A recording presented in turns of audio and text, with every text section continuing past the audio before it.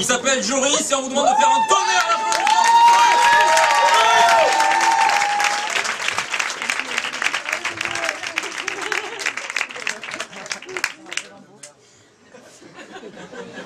Mesdames, mesdemoiselles, messieurs, ce soir, dans le cœur à l'ouvrage, notre émission hebdomadaire, littéraire et somnifère, nous allons tenter, comme chaque semaine, de répondre aux diverses interrogations que le simple pouvoir des mots aurait pu éveiller en nous le temps d'une lecture, puis d'un silence.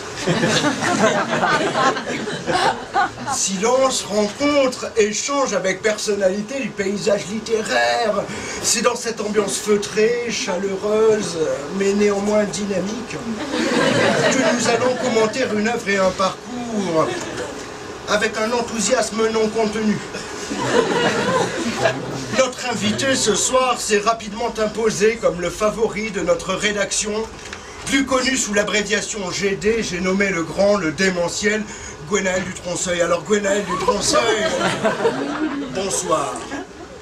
Alors, Gwenaël du Tronçeuil, vous êtes né le 26 juillet 69 dans un village de Poitou-Charentes, d'un père poète, écrivain à ses heures perdues, fabuliste, philosophe, et d'une mère pizzaiola. Donc très tôt vous cultivez ce goût pour la nourriture raffinée, les lettres. C'est pourquoi vous raffolez des petites pâtes alphabétiques de chez Lustucru, hein. Ces pâtes-là même qui constituent vos premiers émois textuels, si je puis dire, puisque c'est avec celles-ci que vous concoctez sur votre assiette dès votre plus jeune âge vos premiers essais d'abord construits de syllabes. D'abord construit de syllabes, puis de mots et enfin de phrases.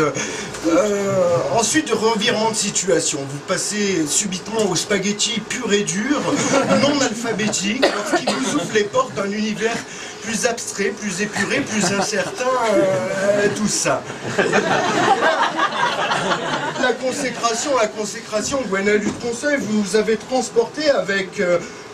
le poulet basquez, une fiche cuisine parue chez Miam Miam Magazine.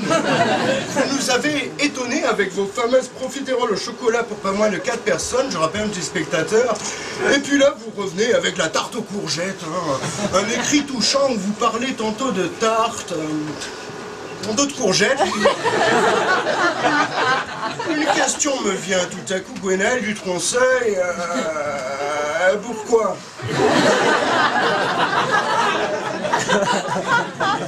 Oui, c'est intéressant. C'est intéressant. C'est intéressant.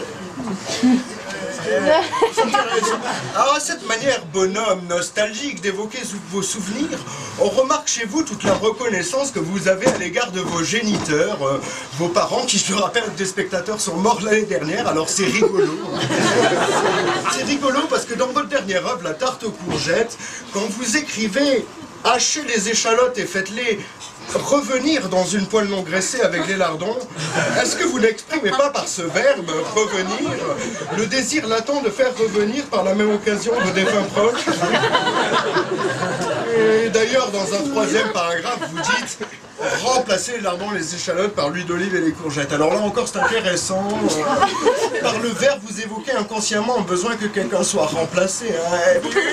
Et puis vers la fin, une phrase, je cite « battez les œufs, manière pour vous de prendre sur soi, surmonter la tristesse et de vous dire quelque part, il faut se battre. » Alors, changement de style, plus secret, plus intérieur, et tout ça.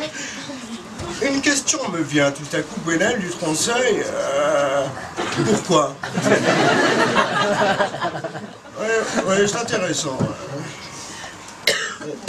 Ouais, c'est intéressant. Oui, mais pourquoi ces intimes confessions? De quelle manière assumez-vous celles-ci dans vos créations? Peut-on interpréter cela comme réelle prise de position? Assimilez-vous ceci à un trop-plein d'émotions? Quelle méthode employez-vous pour trouver l'inspiration? Oui, c'est pour ainsi dire un style dont vous seul avez la recette, si j'ose dire. La tarte aux courgettes se termine d'ailleurs en beauté par cette phrase magnifique qui est « mettez au four pendant 30 minutes ». 3 points de suspension. Alors là encore, vous ne dites rien, vous laissez le lecteur imaginer. Alors,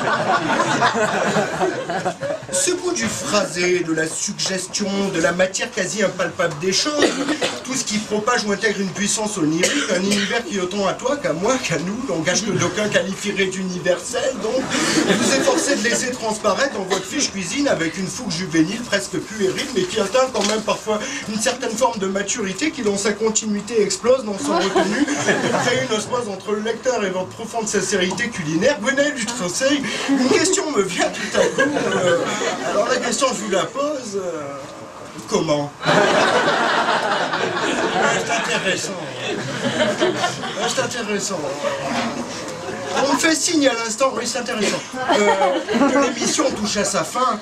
Mesdames, Mesdemoiselles, Messieurs, la semaine prochaine, nous traiterons d'un sujet plus viril, plus musclé, puisque nous recevrons un des collaborateurs du mensuel Bêche et Râteau Attitude pour sa magnifique fiche jardinage, la florithérapie du géranium en forêt équatoriale. Sur ce, je vous quitte, Mesdames, Mesdemoiselles, Messieurs, bonsoir. À vous les studios et tout ça.